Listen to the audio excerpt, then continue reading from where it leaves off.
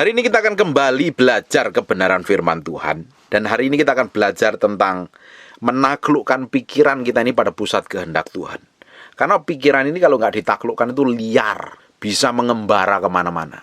Hari ini bisa fisiknya ada di Jakarta, di satu kota, tiba-tiba bisa melayang-layang di sebuah negara lain, atau di tempat yang lain.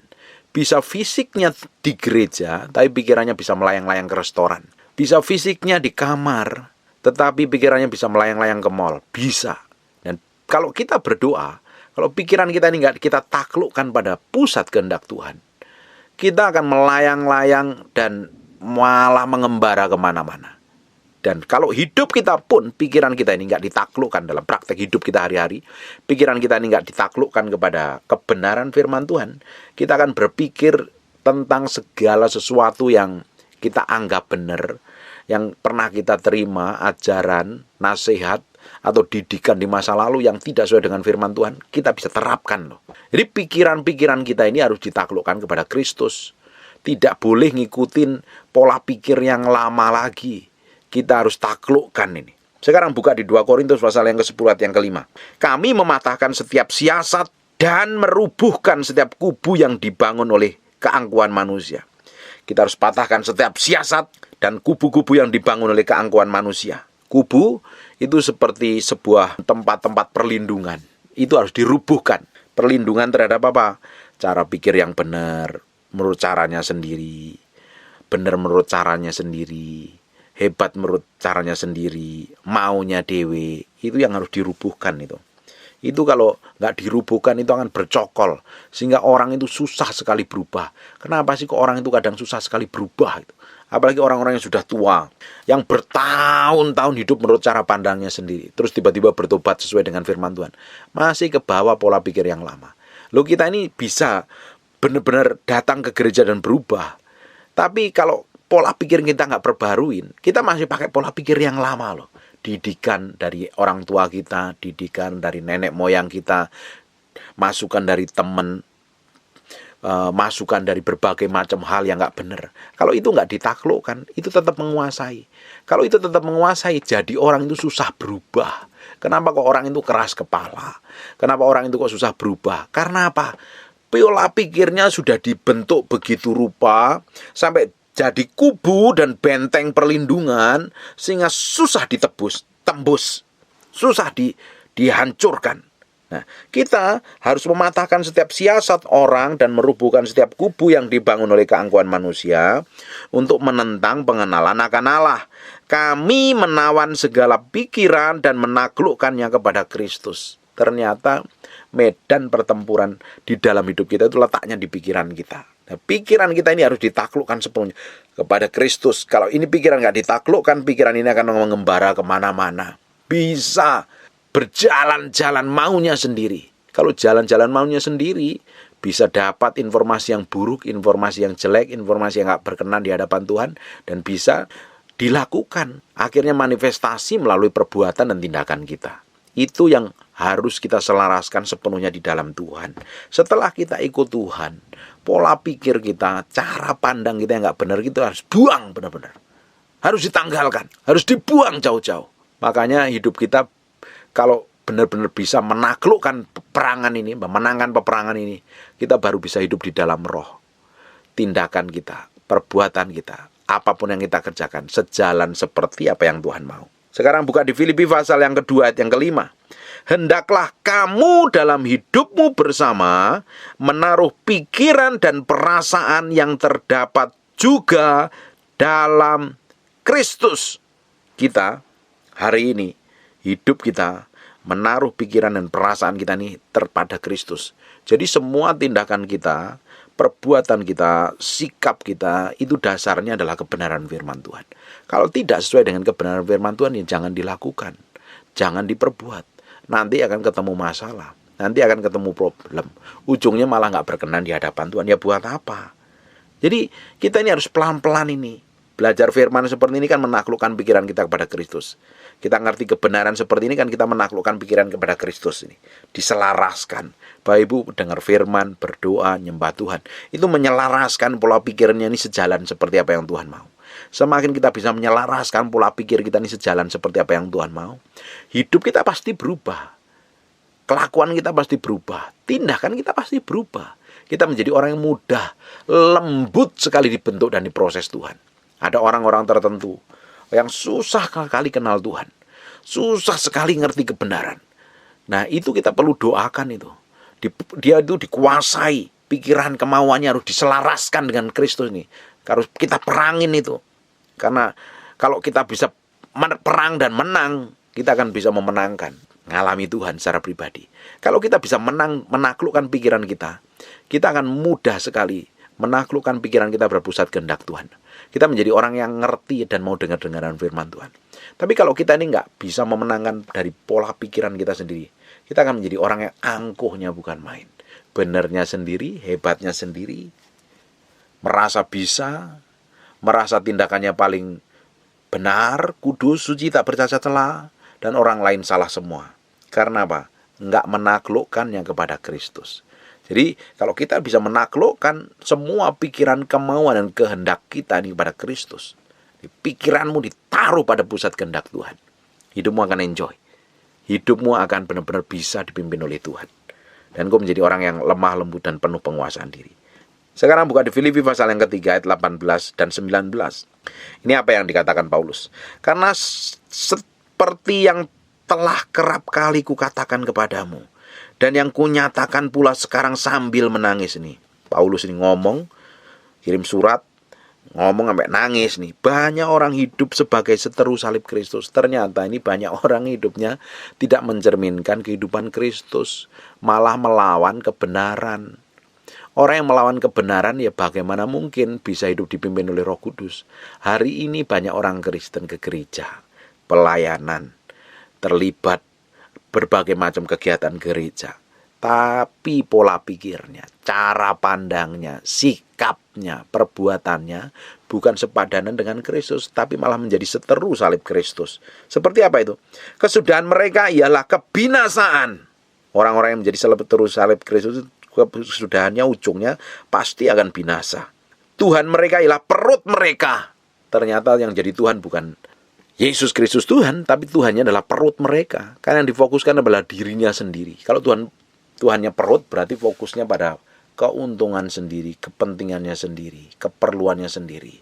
Masalah makan dan minum yang jadi Tuhannya. Gak bisa mengendalikan diri. Kalau orang-orang model kayak begini ya, kemuliaan mereka ialah aib mereka. Apa yang dianggap benar, apa yang dianggap kudus, bisa bangga melakukan dosa ini dan itu, ternyata itu dianggap sebagai kemuliaan dan kebanggaan. Padahal itu aib mereka loh. Orang-orang kayak begini ini mengerikan sekali.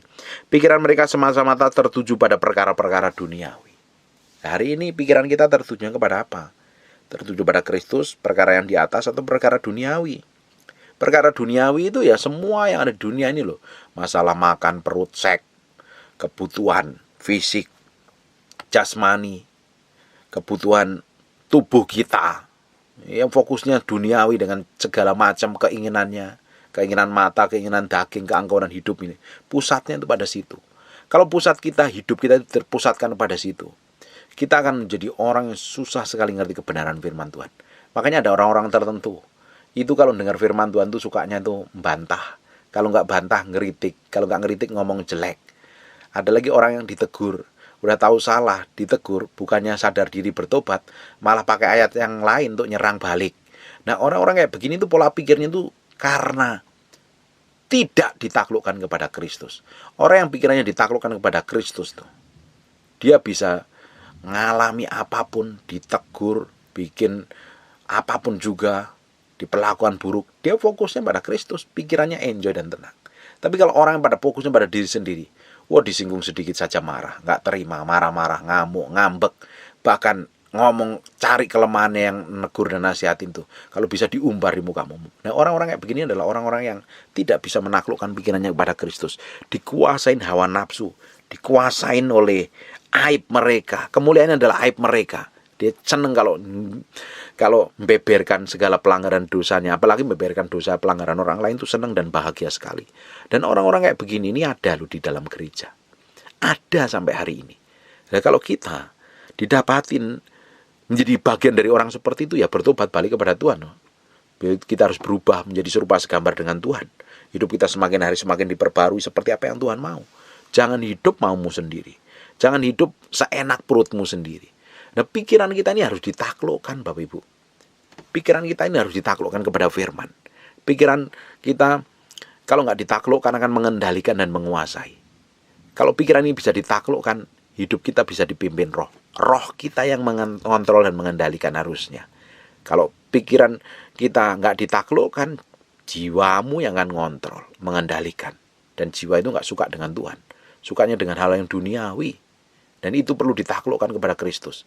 Tapi kalau pikiran ini sesuai dengan kebenaran firman Tuhan, bilang doa, doa, ampuni, ampuni, berkati, berkati, bagi, bagi. Itu caranya. Hidup kita harus selaras seperti apa yang Tuhan mau. Hidup kita menjadi berkat. Kita ngikutin ritme dan cara kerja Tuhan. Bapak Ibu, kita harus memenangkan nih di medan pertempuran nih. Arenanya adalah di area pikiran. Kita harus benar-benar menaklukkannya pada pusat kehendak Tuhan. Menaklukkannya pada pusat kehendak Tuhan. Sepenuhnya, sepenuhnya, sepenuhnya. Semakin hari, hidup kita akan semakin didapatin berkenan. Menyenangkan hati Tuhan. Menyenangkan hati Tuhan. Pasti. Orang-orang yang bisa memenangkan di medan pertempurannya, dia akan memiliki karakter Kristus. Orang yang mudah dibimbing, dididik, dinasihatin, semakin hari semakin berjalan dengan kemuliaan Tuhan. Menjadi terang, menjadi berkat. Dan nama Tuhan akan dipermuliakan atas hidupnya. Amin. Menangkan peperanganmu. Adanya di pikiranmu. Segala sesuatu yang tidak sesuai dengan kebenaran firman Tuhan, ya jangan dipikirkan. Makanya di Filipi 4 ayat 8, pikirkanlah perkara yang suci, sedap didengar, patut dipuji, disebut kebajikan. Pikirkanlah semuanya itu. Yang kudus, yang manis. Kalau yang enggak seperti itu, ya jangan dipikirkan. Hari ini, kalau pikiranmu dikuasain oleh pikiran duniawi, cara pandang emakmu, cara pandang nenekmu, cara pandang orang tuamu, cara pandang orang lain, pendapat orang lain, yang enggak sesuai dengan kebenaran firman itu, buang jauh-jauh. Harus diselaraskan. Sepikir, seia, sekata, seperti yang Tuhan mau. Apapun hari ini, kondisimu, keadaanmu, masalahmu, persoalanmu, taruh pikiranmu kepada Kristus. Taruh pada pusat kehendak Tuhan. Sehingga tindakan kita, perbuatan kita, kelakuan kita, persis seperti firman. Dan pasti Tuhan akan lakukan sesuatu yang ajaib tentunya. Tuhan pasti penyertai dengan penyertaannya yang luar biasa tentunya. Orang hidup kita akan mudah diubah, mudah dibentuk. Daud adalah orang yang hatinya itu benar-benar mudah diubah dan dibentuk. Kalau dia melakukan kejahatan yang tidak sesuai kebenaran firman Tuhan, dia cepat-cepat datang kepada Tuhan. Dia tahu. Kalau pikirannya gak benar, makanya dia ngomong, kenali pikiranku, jalan-jalan pikiranku. Biar semuanya hanya untuk kemuliaanmu. Itu luar biasa. Hidup kita kan harus seperti itu harusnya setiap hari. Biar Tuhan kenalin sampai ke jalan pikiran kita. Dan didapatin jalan pikiran kita itu menyenangkan hati Tuhan.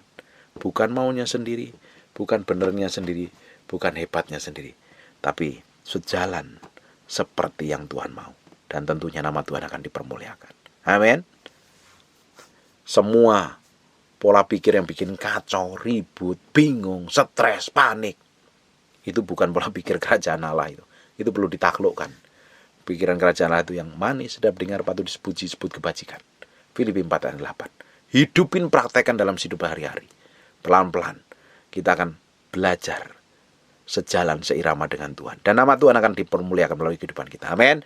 Tutup matamu, tutup Alkitabmu, kita berdoa. Bapa, dalam nama Yesus, terima kasih buat firman-Mu. Kami kembalikan semuanya untuk hormat kemuliaan buat Raja kami yang maha mulia. Kami kembalikan buat Engkau Tuhan. Kami materikan dengan darah Yesus, firman ini nempel dalam hati kami. Terpahat sampai loh batin kami yang dalam Tuhan. Sehingga firman itu jadi kehidupan. Berkati apapun yang kami kerjakan. Berkati semua orang yang mendengar firman ini diberkatin Tuhan. Hidup mereka diperbaharui. Semakin hari serupa segambar dengan Tuhan. Terima kasih Tuhan. Kami kembalikan semuanya untuk Engkau. Kamu berdoa untuk orang-orang yang sakit. Tuhan, oleh bilur Yesus, oleh darah Yesus. Jadilah Engkau sehat. Jadilah Engkau tahir. Kamu berdoa biar urapan kesembuhan mengalir di tempat orang-orang yang sedang mendengar firman ini. Dalam nama Yesus Kristus Tuhan. Tuhan, terima kasih. Kami berdoa dan mengucap syukur dalam nama Yesus. Haleluya. Amin. And God bless you.